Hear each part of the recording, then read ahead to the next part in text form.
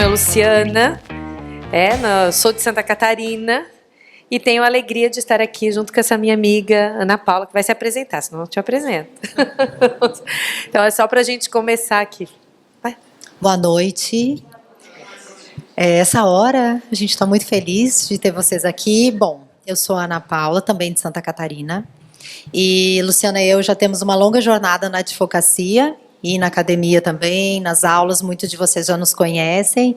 E eu fico muito feliz porque eu acho que é a primeira vez que a gente faz um painel assim, sempre a gente está coordenando alguma coisa ou trabalhando, uma entra, uma sai, acho que é a primeira vez que a gente faz essa dobradinha. Então, é uma imensa responsabilidade, tenho o maior respeito e carinho pela Luciana. E a gente hoje vai falar sobre fraude na partilha de bens e aplicação do protocolo para julgamento com perspectiva de gênero. Isso. E já registramos aqui, a presença dos nossos amigos também, professor Rolfo Madaleno, nosso grande mestre na questão de fraude na partilha de bens, e o João Aguirre, querido, que está aqui também assistindo, e todos vocês, é evidente, mas é que eu precisava dizer para vocês que estavam esses dois aqui. Estou de olho na Fernanda ali, a professora Fernanda Mackenzie, ó a responsabilidade. Mas então, pessoal, quando o Luiz nos convidou para fazer, ele disse, Lu, nós vamos fazer um painel paralelo e eu gostaria que vocês escolhessem um tema. Então, o tema foi de nossa escolha.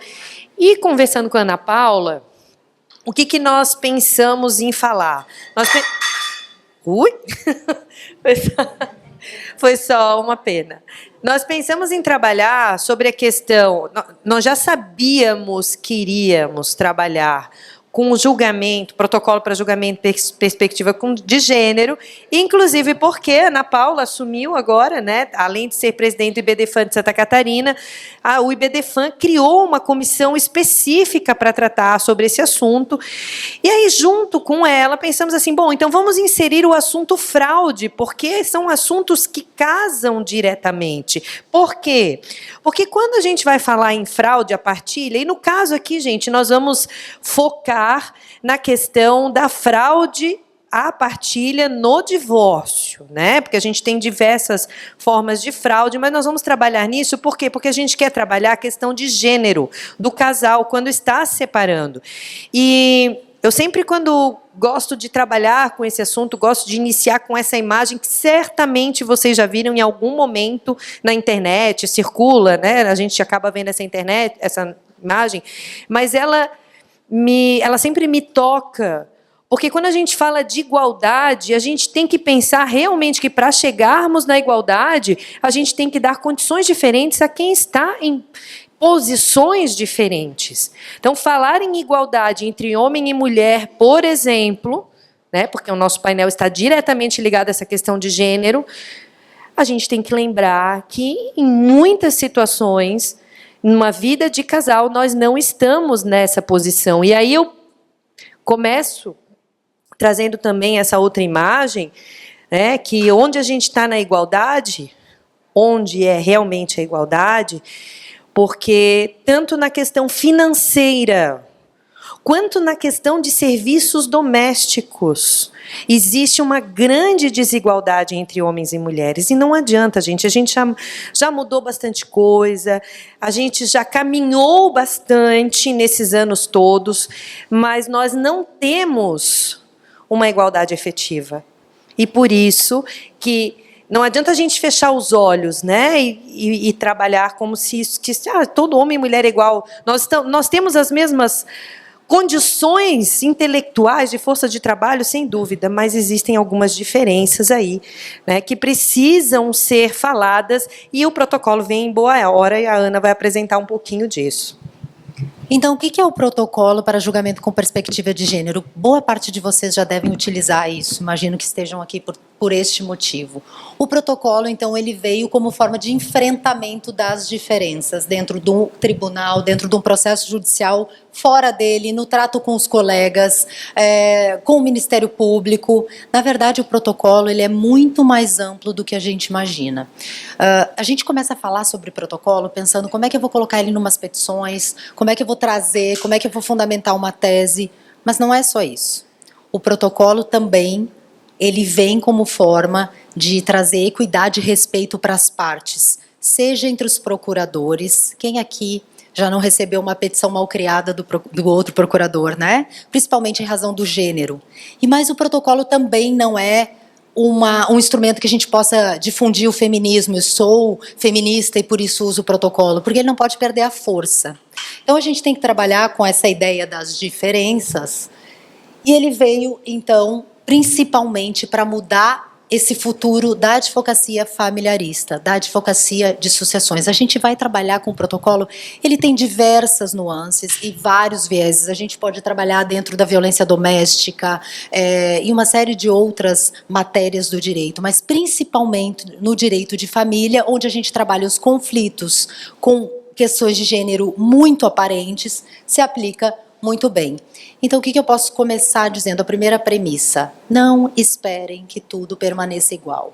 Porque com o protocolo, a gente espera fazer valer aquelas diferenças que antes não tínhamos como atacar. Quer dizer, nós visualizávamos no processo, mas nós não sabíamos como postular isso. E o CNJ, então, trouxe essa resolução. Então, é uma comunicação jurídica mais equilibrada, mais equânime, entre as partes, todas as partes que envolvem o processo, certo?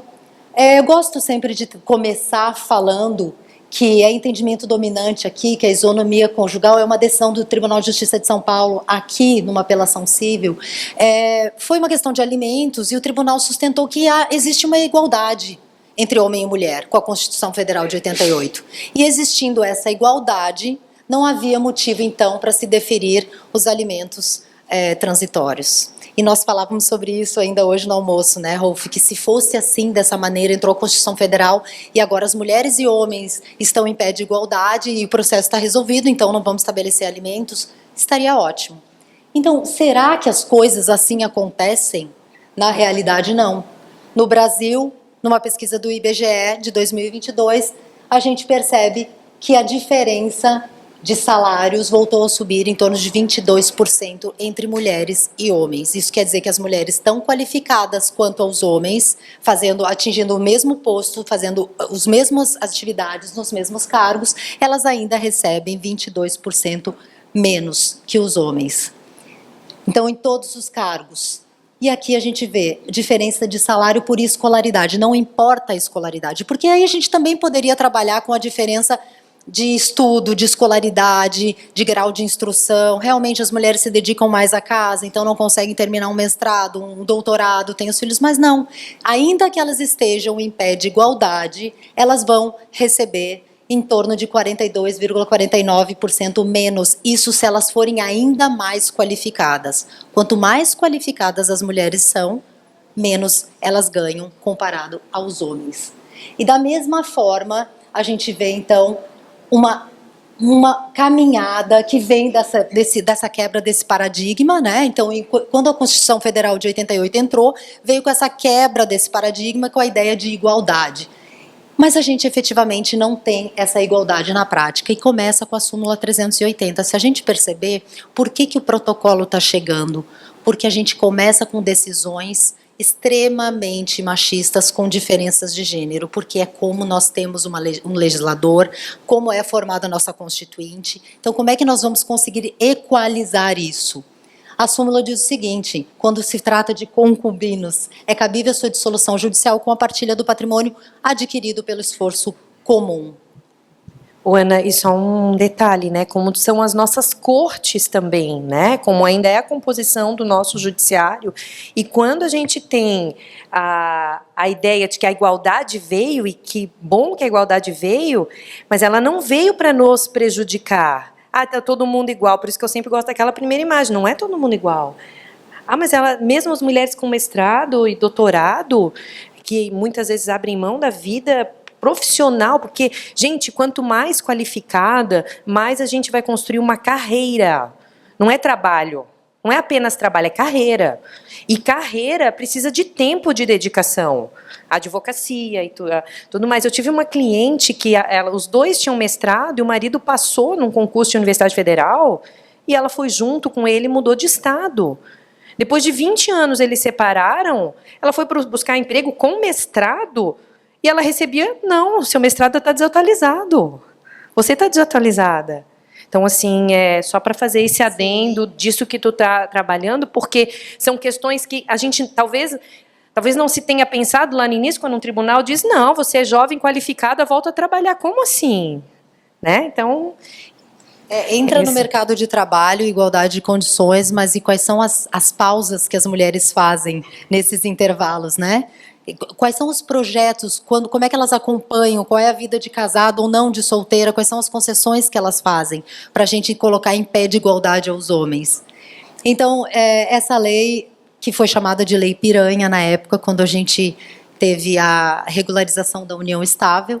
Então, olha que interessante sobre a diferença. Por que será que foi chamado de Lei Piranha, né? A gente não está falando de um reconhecimento de direitos para aquela mulher, a gente não está tratando aqui de gênero. E como é que foi possível apelidar essa lei tão importante como Lei Piranha? E a gente volta exatamente no que a Luciana estava falando. Nosso STJ completou 35 anos.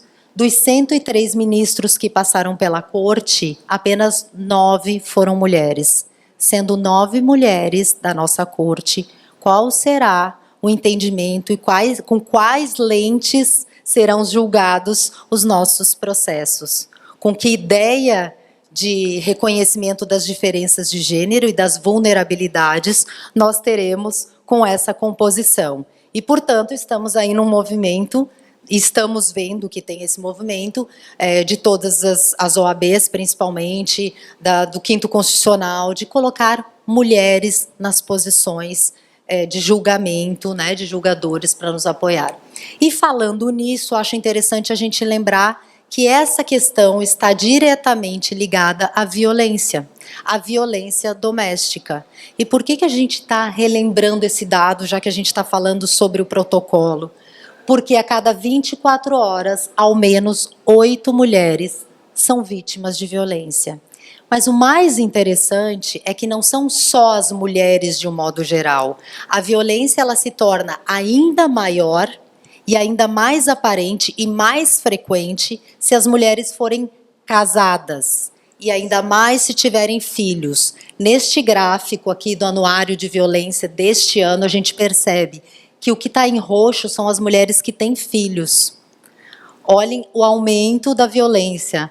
Então, aumenta o estresse, aumentam as responsabilidades, a jornada triplifica, aumenta a violência doméstica, né? Triplica.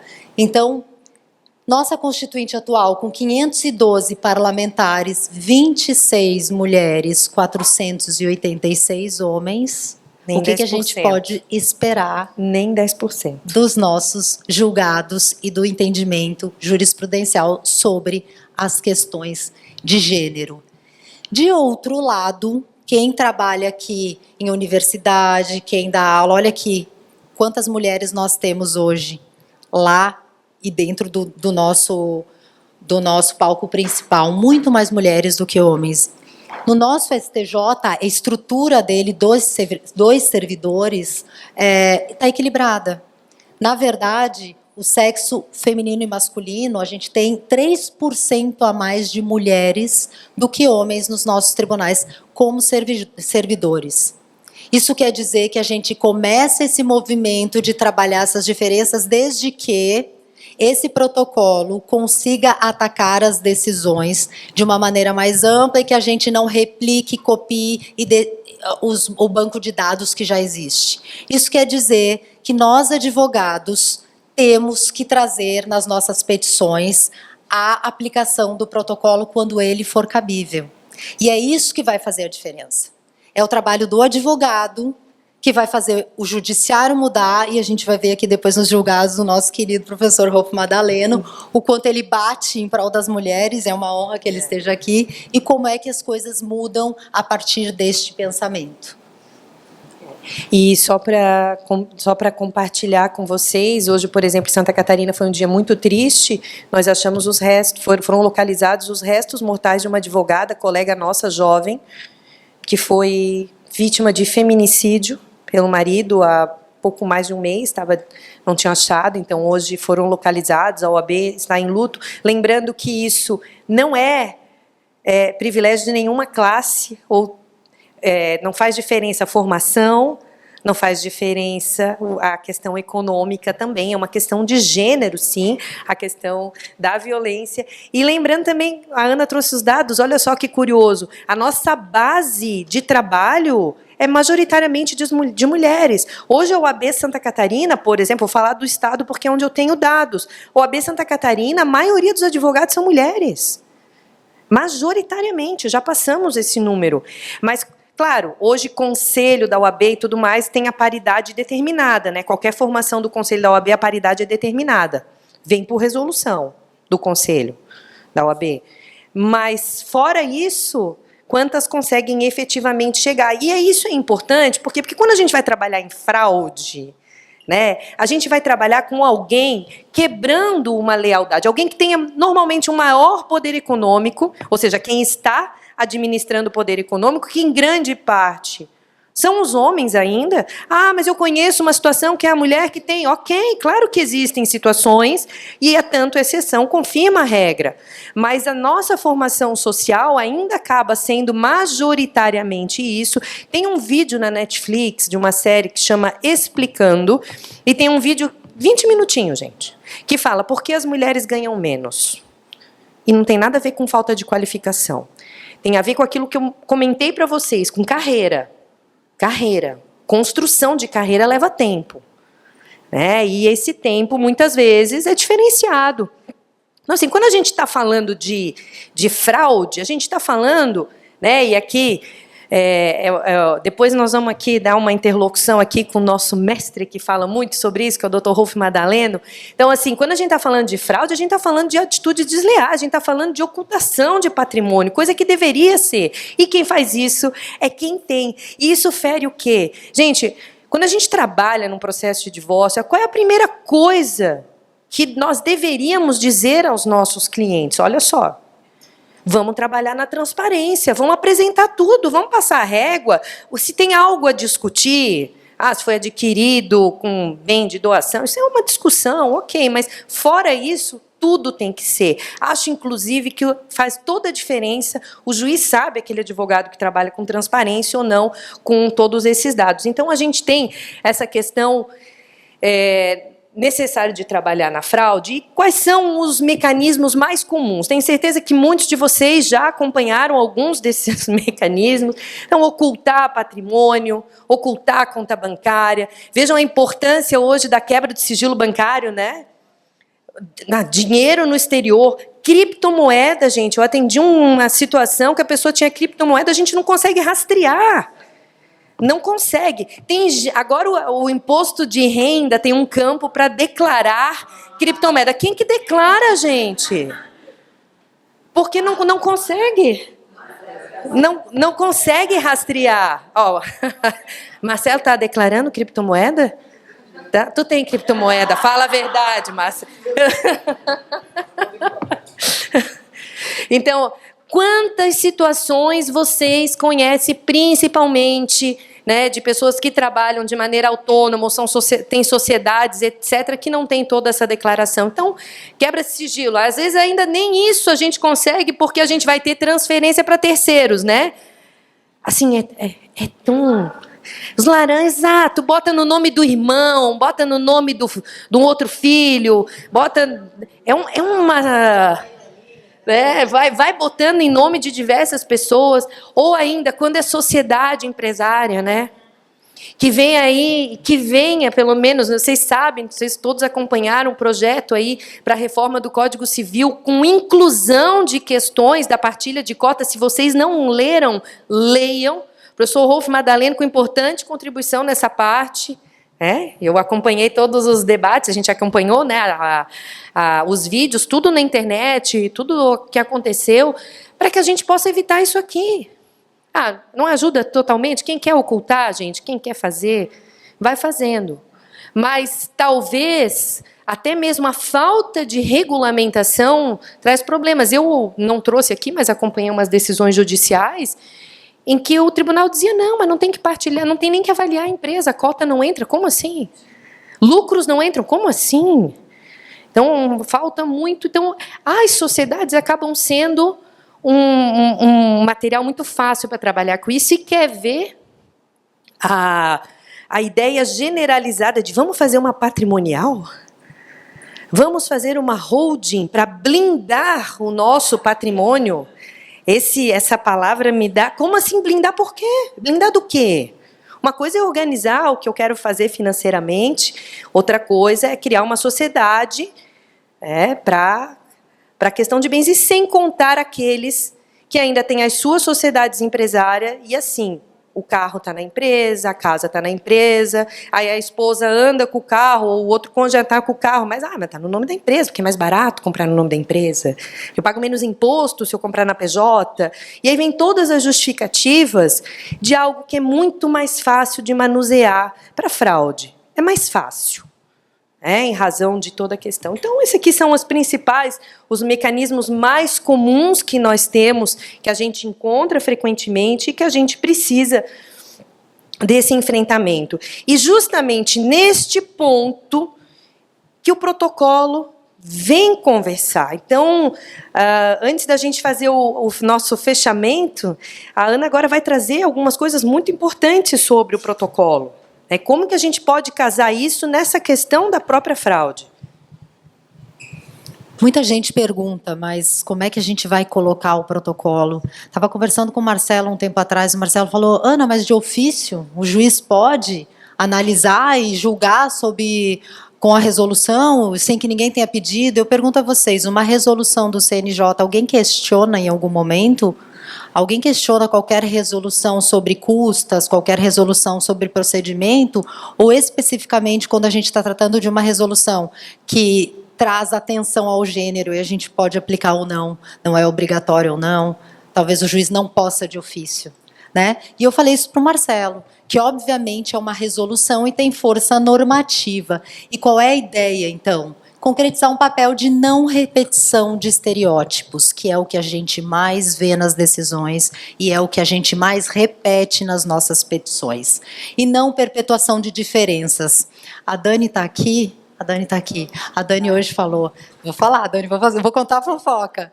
A Dani falou, olha, eu vi um processo e tal em que o advogado falava o tempo inteiro sobre advertir a outra parte de que ela estava míope, de que ela não estava vendo as decisões judiciais, de que ela não entendia, e ela repetia isso com relação ao advogado da parte adversa. Esse advogado é míope, então, por que não usar o protocolo? Que maneira é essa de se reportar a uma colega, né?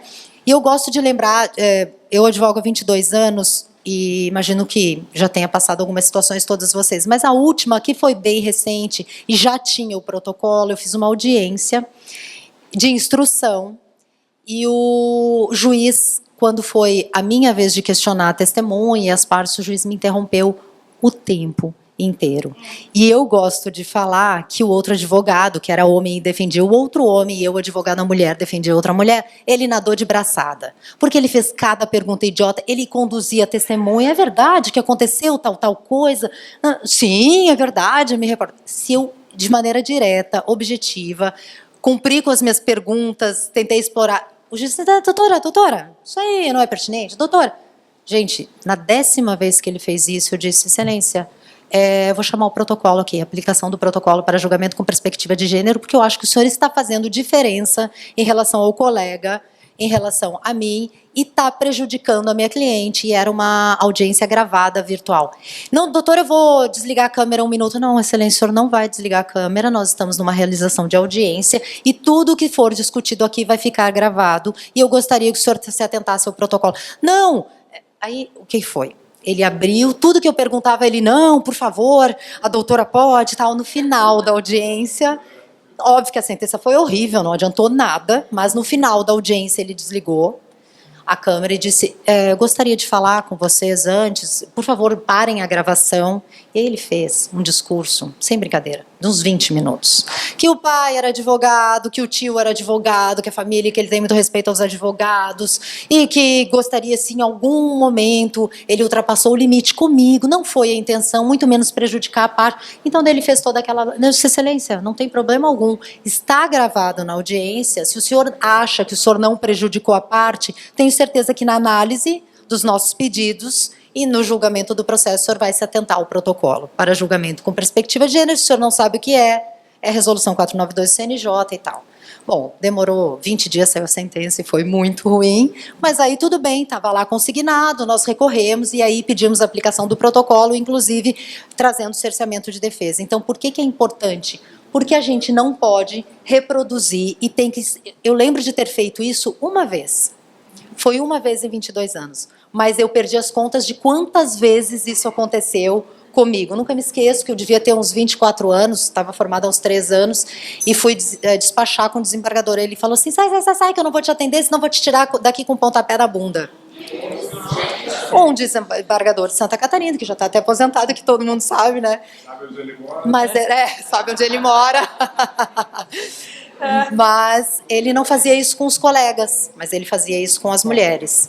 Então, o protocolo vem com essa ideia de proteção e traz orientação do CNJ para dentro de casa, para os magistrados, para os servidores, para os membros do Ministério Público, mas também para nós advogados.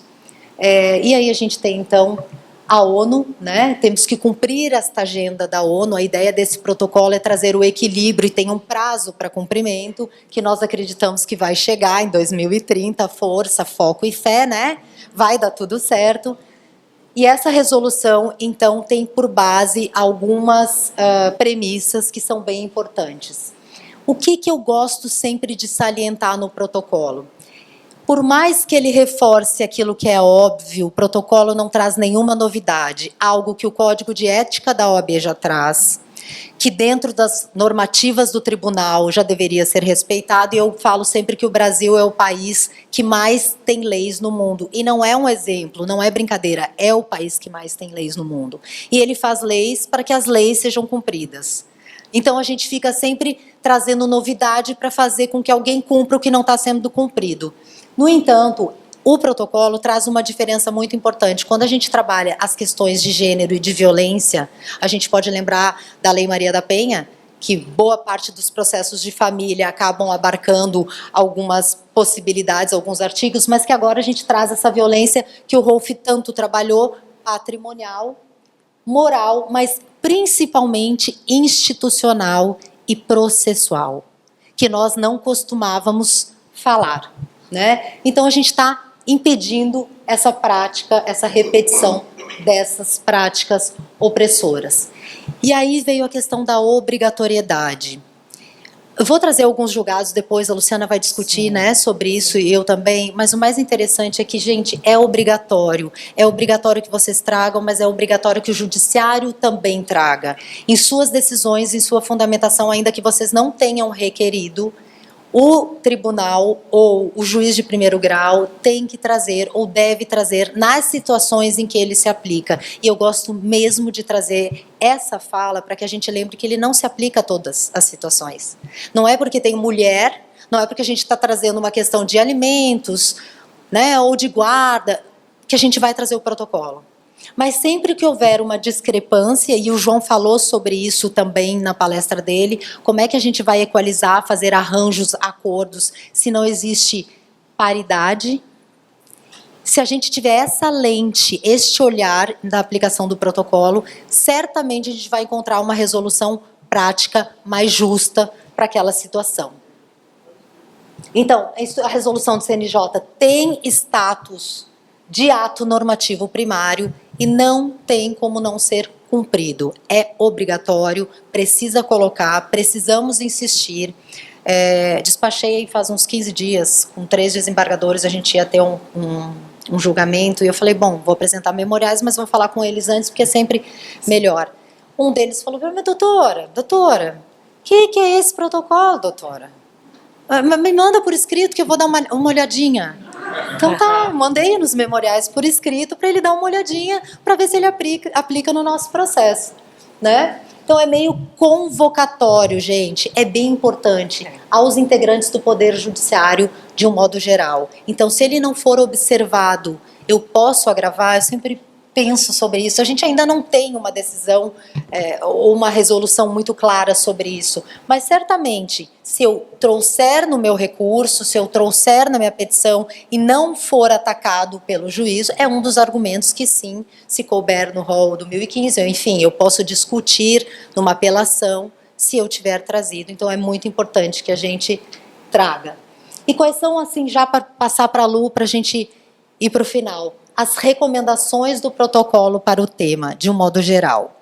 A gente vai trazer a fraude, mas num primeiro momento aqui, ó, tomar consciências da existência de estereótipo, identificar estereótipos em caso concreto, por isso que eu falo que é muito importante analisar friamente aquela questão, refletir sobre os prejuízos potencialmente causados, e esse é um ponto muito importante, porque se eu faço uma análise de um processo sem refletir quais são os prejuízos que isso vai causar. Hoje o Rolf trouxe uma situação de uma cliente que tem um valor altíssimo de custo mensal e recebeu uma pensão que equivale a 1/10 do que ela gasta. Quer dizer, só o condomínio, se forem R$ 4.000, é sinal de que ela tem um padrão, ou tinha pelo menos, de vida muito alto, para viver num imóvel que o condomínio é R$ 4.000. Se o judiciário estabelecer R$ 4.000 de pensão, obviamente eu não estou olhando, e as consequências, os prejuízos que serão causados serão dívidas para aquela pessoa, que até que se faça uma partilha, e que provavelmente pode acontecer de ser uma fraude, ela vai ter inúmeros prejuízos. E incorporar essas considerações nas atuações jurisdicionais. Quais são os impactos nos processos, gente? Nós temos um mundo inteiro para explorar. Mas os alimentos, um trabalho doméstico, que é invisível, que é esse trabalho que a gente fala, que é absolutamente invisível e deve ser considerado. Então, a gente tem alguns julgados muito interessantes. O Tribunal de Justiça do Paraná é muito bom nesse sentido. A gente está trazendo algumas excelentes decisões, né, Rolf, também do Rio Grande do Sul, onde se estabelece um novo parâmetro para aplicação de alimentos, com base nesse trabalho invisível da mulher. Então, se ela deixa de trabalhar, se ela deixa de oferir renda, se o tempo dela está disponível para aqueles filhos e para aquela família, também há de ser considerado uma remuneração para isso e os alimentos com base nisso. E a disparidade entre remuneração, que foi aquilo que nós falamos, deve ser levada em consideração. De outro lado, com relação à guarda e à convivência, retorno ao mercado de trabalho, então a gente tem que prever um período para isso, um tempo para isso, o nível de instrução também. E com relação ao acesso e patrimônio, né, Lu, e eficácia judicial, é muito importante a gente pensar o seguinte: nas questões de violência familiar, violência doméstica, em que há, por exemplo, uma aplicação de medida protetiva, é razoável que aquela mulher que saia daquele imóvel em razão da violência fique sem poder voltar ou sem ter onde morar. Então, a gente tem visto algumas decisões com base no protocolo que a protegem. Por exemplo, estabelecendo o arbitramento de aluguel antes, ou uma compensação, já que aquele marido ficou no imóvel e ela não tem como voltar, financeira, para que ela possa, então, viver. Coisas que não se pensava antes. A gente falava nesse arbitramento de aluguéis, pós-partilha, né, por retenção do imóvel, mas antes, e no curso do processo. Também a questão da violência processual e a violência patrimonial, que é a que a gente vê com mais frequência. E é essa violência processual, gente, que é meio velada, né? Que a gente vê, mas acha que não faz muita diferença, acha que tudo bem, a gente vai entrar com alguma outra tese para rebatê-la. O que a gente vê na maior parte dos casos, e principalmente na fraude, a partilha de bens? Elas estão muito casadas, a violência processual, a fraude. Furtar-se de receber citação. A gente nunca consegue citar. Nunca sabe. Mora na casa, o porteiro recebe todas as citações, se defende, mas naquela ação de alimentos, naquela de partilha de bens, curiosamente nunca encontra. E nem o WhatsApp. Nem o WhatsApp, quando o oficial de justiça manda, nem o WhatsApp. Não nem responde. Não. Também juntar documentos repetitivos. O juiz determina juntar documentos, junta metade. Junta uma parte que não está legível. Diminui documento, amplia documento. Não sei vocês, mas eu vejo isso todos os dias. Junta fora de ordem, faz aquela bagunça. Resolve juntar, então, 2.000 documentos de uma vez só. Tudo isso para dificultar a defesa. Às vezes as pessoas não acreditam, mas é estratégia confundir. Juntar um monte de documento desconexo, deixar a parte ali, deixar aquele que está procurando a verdade se matar para fazer isso, mas sim, também. E se perde, né? Sim. Você começa naqueles processo eletrônico ainda? o juiz não Muito lê. fácil, muito fácil. Eu até estava falando para a Ana esses dias, em processos assim, com esse grande número de documentos e confuso, eu tenho feito índice. Eu me dou o trabalho de fazer um índice para o juiz, porque senão, gente, como é que ele vai ver? Como é que vai dentro daquele... nós temos alguns processos em escritório, mas o juiz tem 2.000, 3.000, 4.000 para julgar. Então, até isso. Planilha, né? Você só faz também, né? Documento tal, folha tal. Até mesmo ali a gente consegue identificar toda essa má-fé de juntar documento repetitivo, de juntar documento faltando pedaço, juntou o extrato de um mês, mas faltou uma página, juntou o extrato do cartão de crédito, faltou uma página. E aí o que acontece, gente? O processo vai ganhando, vai se arrastando. Documento não vem. Aí pede ofício. Não, e a parte hipossuficiente perde força, né? Perde força e aceita menos ou qualquer coisa. Não aguenta mais.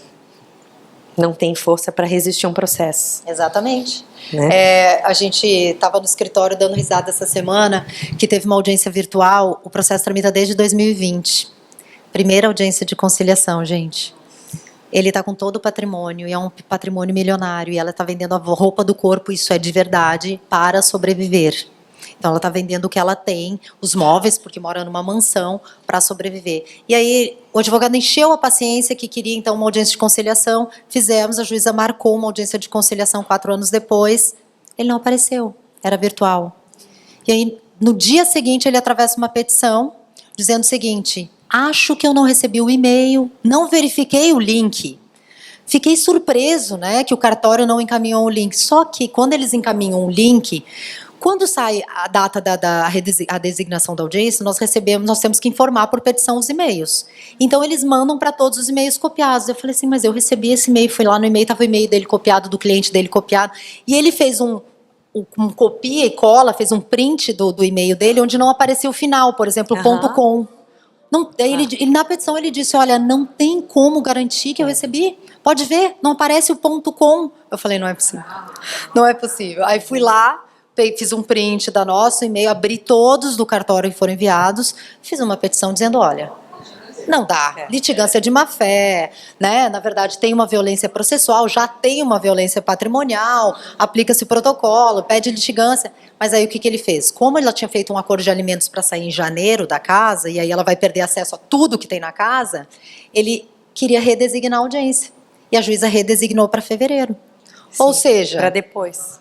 Né? Então, aí a gente, enfim, estamos discutindo para tentar resolver, ou não faz essa audiência, porque não tem interesse nenhum na conciliação, e julga de uma vez, ou antecipa essa audiência. Então, a gente começa a perceber, talvez, vale a pena um olhar mais atento sobre essa lente do protocolo, essa violência processual lawfare, né?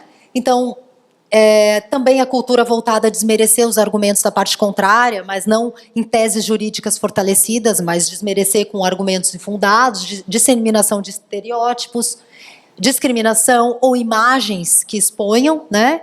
E procrastinação da partilha de bens. E aqui, gente, o protocolo tem sido muito útil para pedido de partilha parcial, que antes a gente não via. Então, assim, muito bem fundamentado, nós temos ótimas decisões, até falei para o Rolf agora, procurem no Tribunal de Justiça do Paraná, eles têm um informativo que eles estão alimentando de todos os julgados sobre o protocolo, e aí nós temos várias decisões de pedido de partilha parcial que resolveram. Isso. Então, principalmente, gente, aqui já passando para a Luciana encerrar, a Maria da Penha traz a violência física, psicológica, sexual, patrimonial e moral. Né? A gente tem esse mais taxativo rol. Já no protocolo para julgamento, a gente tem a institucional, a política e a processual. E é aqui que a gente vai trabalhar o protocolo. E claro que a gente não vai falar de tudo sobre o protocolo, porque demandaria horas, mas pelo menos a gente já entende como entrar nesse tipo de violência. Isso. E o protocolo vai trazer para nossos processos também algo muito importante. A Ana falou ali das violências, das ofensas, do desmerecimento, principalmente da figura da mulher, quando nessa situação de vulnerabilidade, a exposição de situações desnecessárias. E quero dizer para vocês que nós temos lá em Santa Catarina uma condenação que foi o advogado e a parte foram condenadas por ofensas colocadas em um processo judicial. Por dizerem que a pessoa era louca e o juiz disse, como assim? Disse que tinha transtorno. Você tem diagnóstico? Você tem um psiquiatra? Advogado é psiquiatra. Como é que vai dizer, né? Porque hoje as pessoas chegam no nosso escritório, todo mundo é bipolar ou é narcisista, não é? Todo mundo chega lá, é o narcisista. A gente até identifica traços, mas nós não podemos diagnosticar e muito menos usar isso em processo judicial sem um profissional. Se existem suspeitas, a gente vai precisar, aí sim, do psicólogo, do psiquiatra, mas é muito difícil numa perícia judicial. Estou com uma perícia agora acontecendo, para pegar um narcisista é muito difícil, porque uma perícia vai ter o quê? 1, 2 encontros, não tem como fazer isso, né? Porém, nós temos aí isso. Eu começo puxando esse gancho da Ana, dizendo assim: nós precisamos começar por nós, porque nós queremos a aplicabilidade do protocolo, mas também nós temos que rever como nós nos referimos às partes que estão compondo aquele processo, porque o respeito à outra pessoa é essencial. E pensem nisso, cada vez mais o advogado tende a ser responsabilizado, lembrando que nós temos no CPC previsão do advogado responder por atos, né, de ato atentatório à jurisdição, e eu tive, só aqui para contextualizar, eu tive um processo em que quando a gente foi fazer uma busca e apreensão de uma criança para visita, não era nem para troca de guarda, nada, a parte contrária foi orientada pelo seu advogado e falou isso para o oficial de justiça. O oficial achou o genitor, a genitora, né? Mas não achou a criança. Aí ele disse, não, meu advogado disse que era para esconder a criança e na hora a gente fez uma petição pedindo a punição do advogado. Gente, esse tipo de atitude não faz parte do nosso trabalho, agir dessa forma. E na hora a criança apareceu. Apareceu. Mas assim, o que nós temos, onde nós podemos aplicar o protocolo, como ele pode ser útil para nós, né? Nós temos medidas processuais das mais diversas que costumamos utilizar nos casos em que há suspeita de fraude, né? Nós podemos ter arrolamento de bens e vejam, né? Não sei quanto a vocês, mas assim, normalmente quando a gente pega uma situação de alto litígio, e a gente não tem todas as informações, precisa entrar com o divórcio rapidamente, porque a gente precisa de soluções, né, principalmente para a parte vulnerável, gente. Nem sempre a gente consegue começar com um acordo, que é o nosso ideal. A gente gosta de terminar num acordo. A gente gosta de terminar tendo encaminhado aquela família, mas às vezes não tem. Não tem nem como começar um acordo, porque a parte que é mais vulnerável não tem nem poder de barganha. Ela, às vezes, não sabe nem o que tem que ser partilhado. Então, por vezes, mas eu não tenho todos os documentos para entrar com tudo. Não, por vezes a gente pode começar com uma tutela antecedente, cautelar ou antecipatória, né, que o CPC prevê, é uma coisa que é um instrumento que a gente usa bastante. Depois a gente tem um prazo para fazer as emendas e etc. E já pedir arrolamento de bens. Eu vou mostrar ali depois para você, nós vamos mostrar as decisões judiciais, mas já digo o seguinte, gente, já começa... Muitos despachos vêm, não tem indícios de que o patrimônio está sendo dilapidado, nego arrolamento. Parece que é quase padrão esse despacho. Não é só quando está sendo dilapidado, é quando eu não tenho conhecimento. Como é que eu vou fazer? Gente, às vezes não dá nem de fazer acordo. Como é que eu vou fazer um acordo se eu nem sei o que a outra parte tem? Eu tive um processo que a gente ficou mais de 1 ano em negociação e eu chegava na mesa e dizia, eu só preciso, gente, das contas bancárias.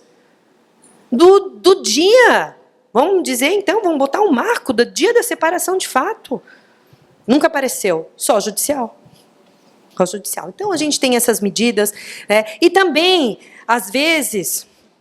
também nós podemos utilizar a produção antecipada de prova, dependendo do que nós queremos buscar. São instrumentos processuais que nos auxiliam. E quando estamos lidando com pessoas jurídicas interpostas, nós temos a possibilidade do incidente de desconsideração da personalidade jurídica. E lembrando que ele é utilizado dos lados, né, doutor Rolf Madaleno, que vem com a tese, né, muitos anos debatendo a tese da desconsideração inversa, porque para o direito de família é o que mais pega, que a pessoa coloca o seu patrimônio numa pessoa jurídica para ocultar da partilha. E tanto se bateu, vejam como isso é importante, gente. Eu digo isso, e o Rolf sabe, várias vezes a gente fala isso quando ele está sempre lá em Santa Catarina com a gente.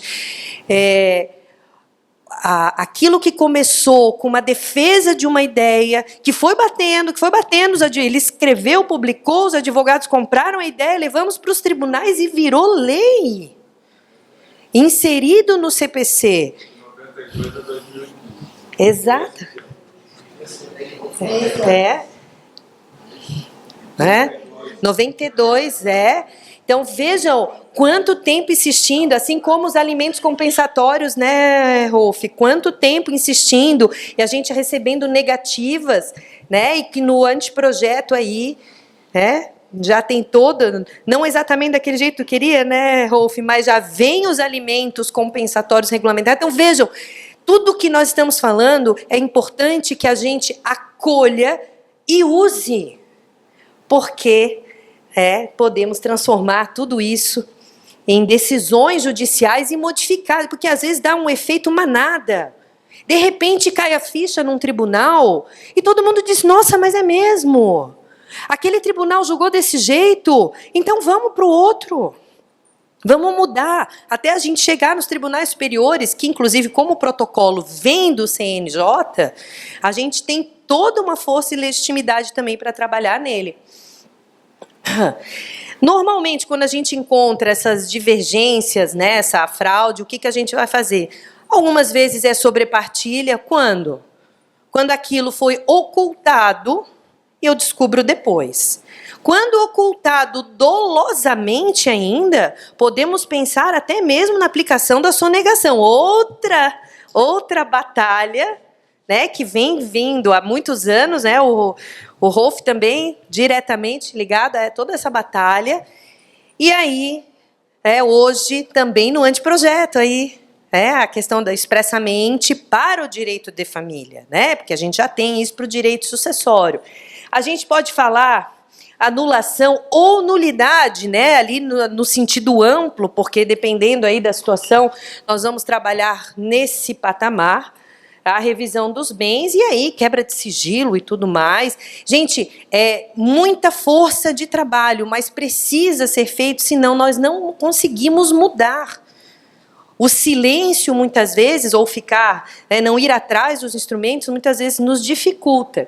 E aí eu quero dizer para vocês, já fazer a gente estava falando de decisões judiciais, né? Agora nós vamos começar a entrar em alguns casos e mostrar para vocês que isso tudo é viável, que isso tudo não é um discurso, e que esse discurso, na verdade, reforça tudo, por exemplo, que o Rolf já vem escrevendo há anos, sobre a questão da fraude, na questão de ter alguém mais vulnerável. O protocolo abre nossos olhos, gente. A pandemia abriu nossos olhos. Vamos lá. Se alguém ainda tinha dúvida da diferença entre homens e mulheres naquele período da pandemia, foi escrachado o que aconteceu. E nós temos dados estatísticos que demonstram isso. Tanto em produção, trabalho, estresse e tudo mais, quando se condensou tudo dentro de uma casa só. Nós temos no IBDFAM uma parte de pesquisa de jurisprudência. Atualmente eu estou na comissão de jurisprudência do IBDFAM e nós fizemos recentemente alguns ajustes na página de pesquisa de jurisprudência. Eu não sei se vocês já viram. Quando vocês entram, era sempre uma linha só, não sei se vocês recordam, né? E daí lá no canto a gente botou busca avançada. E a busca avançada leva para isso aqui, ó. Onde a gente vai poder escolher com todas as palavras, com a expressão. Então, por exemplo, se eu quiser fazer a pesquisa, eu fiz agora há pouco com o Rolf, botar Rolf Madaleno, que é uma expressão, né? São duas palavras, eu só quero que ache aquelas duas palavras junto, sem as palavras, excluindo, porque às vezes a gente pesquisava assim, fraude à partilha, aí vinha inventário. Mas eu queria fraude à partilha, no divórcio. Então, eu boto fraude, a partilha, posso botar Rolf Madaleno para ver as decisões que referenciam e posso botar sem a palavra inventário. Então, isso aqui a gente fez e quero dizer a vocês que estamos abertos a fazer novas sugestões. Estamos aí trabalhando, aprimorando o nosso banco, porque é um banco especializado. Eu vou dizer para vocês, quando a gente estava preparando isso aqui, claro, algumas decisões a gente conseguiu por pessoas que a gente tem contato, e aliás, Ana falou do Paraná, meu irmão é juiz no Paraná, e ele assumiu uma diretoria da escola judicial. E há pouco tempo atrás ele me chamou porque o Tribunal do Paraná está fazendo um trabalho específico. Para isso teve uma palestra, tudo mais, lançamento de livros sobre o protocolo. E vejam como isso faz diferença, gente. Porque daí o Tribunal do Paraná já está aplicando. Não é como eventualmente acontece da gente falar com o debatedor, que protocolo é esse? Me manda esse protocolo? Como assim? Né? Como assim? E aí, eu fiz ali um exemplo para vocês, que eu botei protocolo para julgamento com perspectiva de gênero. Só para dizer para vocês, mais um spoiler, nós estamos trabalhando para fazer jurisprudência temática já, onde a gente vai trabalhar, você clicar no link, jurisprudência sobre isso. Né? A gente está trabalhando para fazer essa organização. Inclusive, se algum de vocês, fica o convite, quiser participar da comissão de jurisprudência, é só falar comigo, que a gente vai ter o maior prazer em ter vocês trabalhando junto. E aí eu fiz aquela pesquisa, olha aí, a primeira decisão que apareceu, gente, do Tribunal de Justiça de Minas Gerais, ali não está escrito TJMG, mas tá? Da comarca de Capelinha. Olha que legal essa decisão, gente. Anulando uma partilha, fundamentando no julgamento com perspectiva de gênero. Então, vocês estão vendo que tudo que a gente está falando aqui não é algo abstrato, é algo aplicável e palpável. E tinha violência doméstica no caso. E aí diz, né, na decisão nós temos diretamente que a violência doméstica praticada durante a convivência vicia o consentimento. Porque quem já trabalhou, eu tenho certeza que todos vocês já trabalharam com uma situação onde há violência doméstica, sabe o quanto a vítima é enfraquecida. Eu nunca esqueço de um dos processos que eu peguei logo no início da Lei Maria da Penha. Gente, quem acompanhou a Lei Maria da Penha, agora está com 16 anos, é isso, né? 16 anos. As primeiras audiências da Maria da Penha foram um desastre, porque até a gente conseguir engatar, entender o que acontecia. E eu me lembro de uma cliente em que ela teve um caso extraconjugal. O marido descobriu. O que ele fez? Enxotou ela de casa, fez vídeo dela pedindo desculpa, trancou para fora, devolveu para a mãe, fez ela ligar para a família inteira dele para pedir desculpa que ela tinha traído ele, filmou, gravou e botou no processo e ainda disse, eu sou o marido traído, fez um boletim de ocorrência de traição, nem tinha mais crime de adultério, que foi revogado em 2005, né? Mas tinha crime, né, gente? Era crime, foi revogado em 2005. E quando ela chegou no meu escritório, ela disse assim, não, eu sei, eu fiz errado, eu traí e tal. A menina eu digo menina porque era jovem. A mãe não saía do lado dela porque ela entrou em depressão. Chegou a pensar em suicídio. Ele foi no trabalho dela, nos colegas de trabalho, era profissional liberal, e disse, ela não tem caráter, me traiu, tá aqui, gente. E aí, quando eu vi aquilo tudo, eu disse, meu Deus, está tudo errado? Vejam como o nosso trabalho pode fazer diferença na vida das pessoas. É isso que eu acredito. Eu disse, está errado, vamos pedir já para o juiz contrário. Gente, a gente fez pedido para que ele saísse de casa, fosse. Eu nunca esqueço que o dia que o oficial de justiça tirou esse homem de casa e que a gente acompanhou, ele gritava, ele dava pulos. Ele disse, como assim? Eu fui traído e eu estou saindo de casa? Ele não conseguia enxergar a violência que ele tinha praticado. Ele não conseguia ver. Era gente jovem, gente não tinha 30 anos. Então, vejam, se a gente não trabalhar, não lutar com isso, aquela moça, ela estava a ponto, se ela não abre os olhos, ela estava a ponto de fazer um acordo e abrir mão de tudo, porque ela se sentia extremamente culpada de tudo que tinha acontecido. E quando a gente conseguiu eliminar, ele recorreu do tribunal e ainda disse, como assim? Eu sou o marido traído? Como é que você... Tá tudo invertido aí. Eu só tive que dizer, peraí, ele acha que está no século XIX, ou aquele filme A Letra Escarlate, né? Vocês já viram? É bem antigo, gente. É com a Demi Moore. Demi Moore, mas esses dias eu revi, passou, eu passei, não, eu peguei numa streaming, peguei no streaming. E ele está achando isso, que a gente está no século passado e que é assim que as coisas funcionam. Depois disso, a gente conseguiu um acordo. Mas a gente nunca conseguiria um acordo sem isso. E isso é que tem que ser olhado quando a gente tem aqui essas decisões. E quando a gente vê isso, dá uma alegria. Esta aqui específica está no banco de jurisprudência do IBDFAN. Então, vocês conseguem acessar. Fiz a pesquisa, chamo os 3. Vamos inserir mais, tá, gente? Conforme vai acontecendo. E a Ana agora vai trabalhar mais algumas. Vai, Ana. Nós temos muitas decisões boas mais aqui. Mais 2 aqui, porque vai acabando o nosso tempo, né? Olha quem está citado. Quem está em amarelo, pessoal? Olha nosso mestre aqui, ó. Ementa, eu botei amarelinho ali, gente. Nulidade do negócio jurídico, ineficaz. Fraude é sinônimo de lesão causada por conduta desleal. E aqui menciona a quebra da unidade afetiva no tocante à partilha de bens e traz, então, o professor Rolf Madaleno, mas neste julgado, ó... Tem mais uma parte, Ana. Até um shoppingzinho lá em cima, o cara já está bêbado.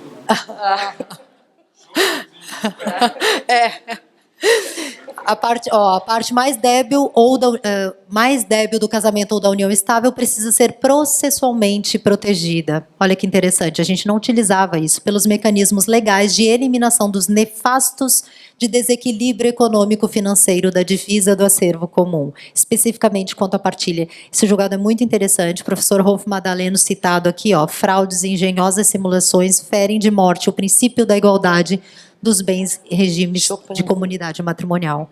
Então, a gente começa a perceber a aplicação do protocolo. E aí a fundamentação vem, severa desproporcionalidade da partilha, violado o princípio da dignidade da pessoa humana e, portanto, possibilita a anulação do ato, certo?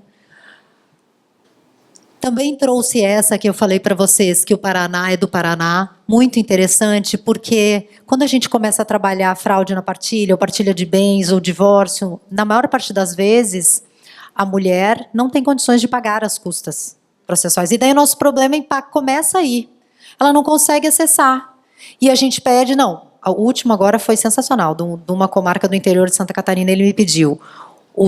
Ele quebrou o sigilo bancário dela, mas não do marido, dizendo o seguinte: eu quero todas as 3 últimas faturas do cartão de crédito, as declarações do imposto de renda, Detran, matrículas de imóveis, extratos das contas correntes. Eu pensei, bom, né? Ela quebrou. O juiz quebrou o sigilo bancário da parte hipossuficiente para que ela tenha direito ao acesso à justiça. E no nosso pedido...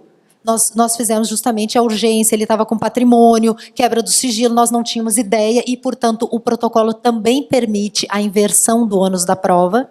Isso é bem interessante, no caso de documentos, né? E aí o juiz disse, sob pena de não analisar o mérito da ação. Eu falei, não é possível. Então, a gente traz o protocolo e é muito bonito. Essas decisões estão bem disponíveis, acho que vale dar uma olhada, dizendo que pode ser que não vai se discutir, porque o acesso à justiça com base no protocolo na desigualdade é fundamental que se defira a justiça gratuita, ou, né, alternativamente, em algumas circunstâncias, que seja diferido o pagamento ao final. E aqui, então, é bem importante com relação ao patrimônio. Mais uma do desembargador Cambi, que também é do Paraná, que foi a mulher vítima de violência doméstica, conseguiu uma medida protetiva, foi aquela situação inicial que eu falei para vocês, e, portanto, ela conseguiu um arbitramento de aluguéis pelo uso exclusivo até que se partilhassem o imóvel. Novamente fundado sob protocolo, porque o voto é muito bonito, muito extenso, a gente nem teria tempo, mas trouxe o protocolo para justificar.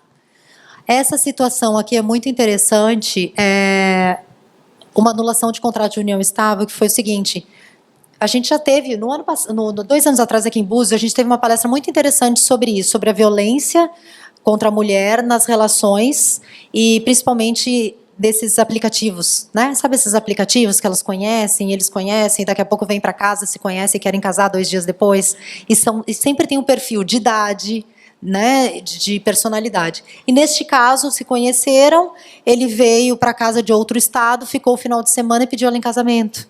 E ela era médica, ela aceitou. 2 meses depois ele se mudou para a casa dela, e aí, sob o fundamento de que ele precisava, então, organizar a empresa dele, já que ele tinha vindo de outro estado, precisava que ela entrasse numa sociedade. Ela entrou numa sociedade e começou a aportar dinheiro como um empréstimo. Só que eles fizeram um contrato de união estável a pedido dele, como se vivessem 2 anos antes, segundo ele, para conseguir um plano de saúde. E aí começa o estelionato emocional, e é sobre isso que trata essa decisão. E ela faz, então, retroativa, só que elas se conheceram por conversa em 2017. E ela começa a aportar dinheiro na empresa, ele diz, eu preciso novamente fazer uma união estável, só que agora mudando o regime de comunhão. Agora ele é universal. E isso acontece em 3, 4 meses. E essa decisão foi muito bonita, a fundamentação dela, vale a pena olhar, que a juíza, a desembargadora Jane, do Rio Grande do Sul, ela fala justamente isso, olha, é nítida a intenção de estelionato, é nítido em 2 meses, já começa errado. Ela descobre que ele tem mais de 100 acusações por estelionato, claro, é um golpista, e ela se desespera. E ela entra pedindo, então, que aquela segunda união estável, com alteração de regime de bens, seja anulada.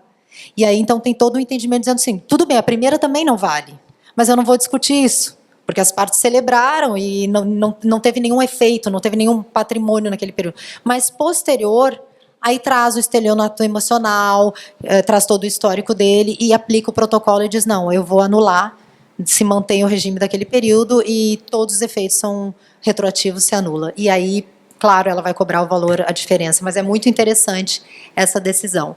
E, por fim, eu tenho só a sentença, quem me mandou foi também uma desembargadora, mas é só o voto, falando, acho que até é a mesma, a humilhação. Ação anulatória de alteração do contrato social é a mesma. Ó. É a sentença de primeiro grau. É a sentença de primeiro grau. Ó. Reconhecimento de conduta dolosa, maculando a livre manifestação de vontade da autora. Prática de estelionato sentimental. Postulado da dignidade da pessoa humana, transformação do outro em objeto. Humilhação. Não se falava nisso antes. Não se discutia isso antes. Procedência do pedido com anulação do ingresso autoral da sociedade de ré. Então, ela pedia para sair daquela sociedade. E conseguiu. Decisão com efeito est-tunc.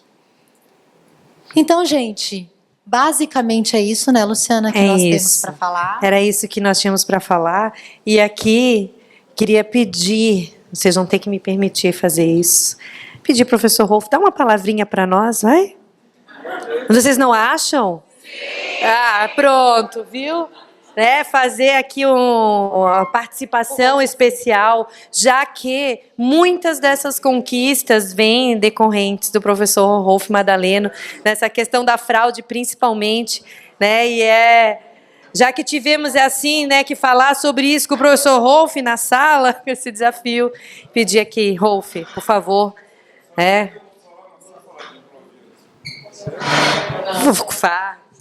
Não. Aham. Olha, o que eu posso dizer? Em primeiro lugar, é elogiar a apresentação dessas 2 grandes juristas, minhas amigas catarinenses, vizinhas e extremamente competentes, e que trouxeram, no meu modo de ver, e creio que na maneira de vocês enxergarem também, uma clareza muito grande aquilo que elas explicaram, e que, sobretudo, talvez, se eu não tivesse o que falar, eu teria que dizer que o que ela trouxe despertou em mim a certeza de que sempre vale muito a pena a gente ir atrás daquilo que se acredita, porque é indo atrás do que se acredita que se faz o que aqui foi dito, ou seja, realizar os sonhos daqueles que confiam em nós. Parabéns.